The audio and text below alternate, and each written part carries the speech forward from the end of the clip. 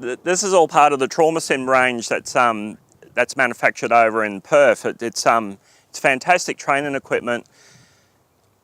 We use this a lot in our sort of high-end courses there, guys, but just want to show you how effective the bandage is.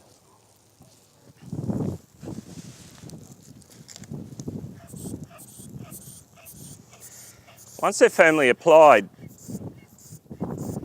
again, we just ask you to pump that bulb until that bleed has been controlled.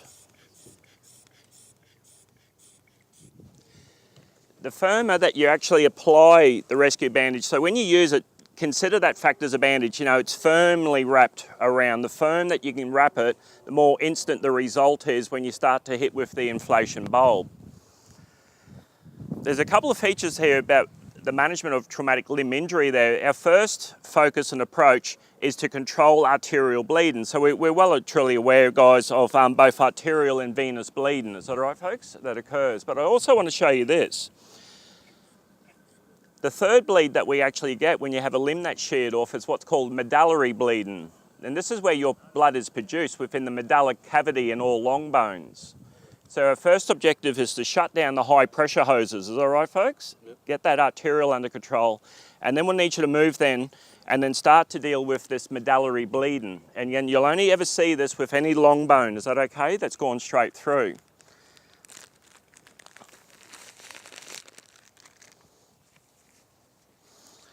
It's not the full bone, but in here, guys, we just need you to move in and then start wound packing. If you ever see anything like that.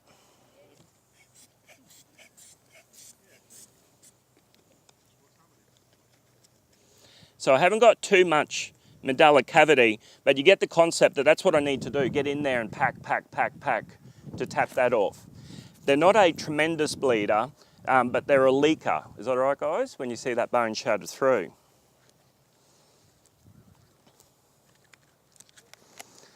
I'm just going to finish the stump there, guys, with the use of the emergency bandage, the Israeli bandage. If you've seen these large ones, these ones are actually designed for open abdominal injuries, burns.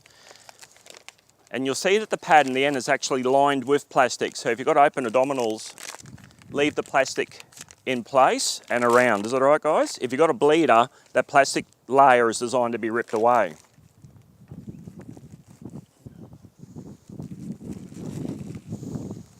That's that plastic layer here that I was saying. And if you don't need it, that's designed to be ripped away.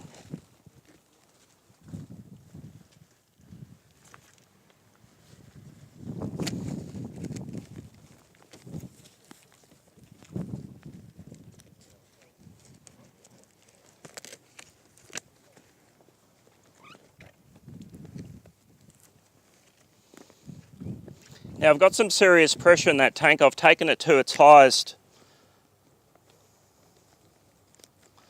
pressure. And I just wanted to show you that this is where we are currently with those ARC guidelines. Now this is what it's asking you here, is that I had no option but to tourniquet immediately. Is that all right, guys, to control that bleed? Then I moved in and I looked after secondary bleed and I went into stump care, and then they want you to do an assessment, do we have control of that bleed? And if I still have no control of that bleed, they want us to check the first tourniquet, and if needed, to co-locate a second tourniquet. Now when we co-locate a second tourniquet, don't leave a gap in between. That gappage in here, you run the risk of inducing potential compartment syndrome. Is that right, guys? So they've got to be co-located as close as possible.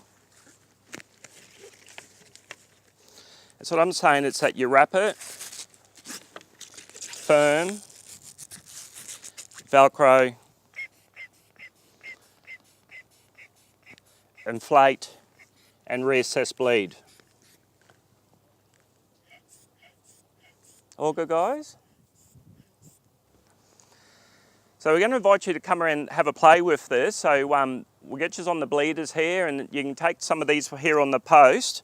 There's another one here that I wanted to show you just for a demonstration purpose.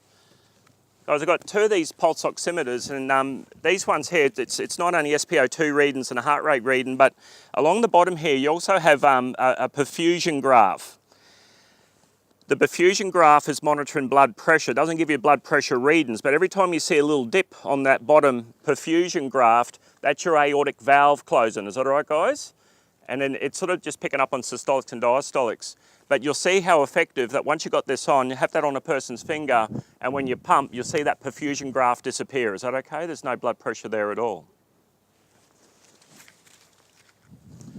Can I just, it's hard, but I'll get you to come around and have a play.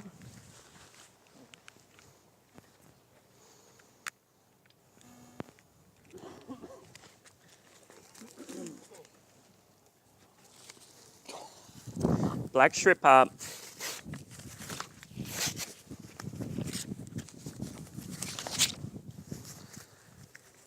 It's a firm wrap.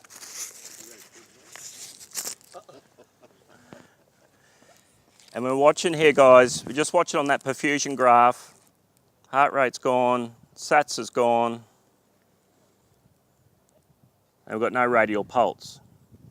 The other one drops out straight away. Is that flat line? Come around, please.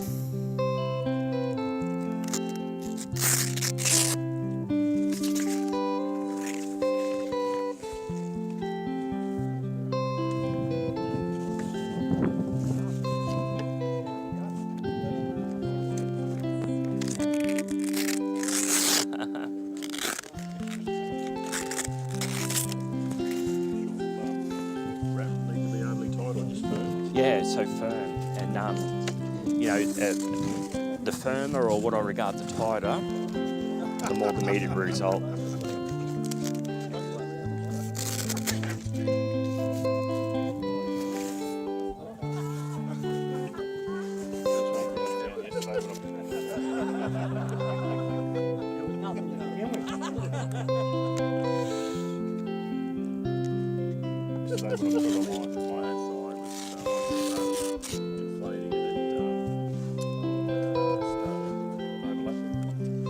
Yes, yes. You need that bladder as flat, flat, flat, flat.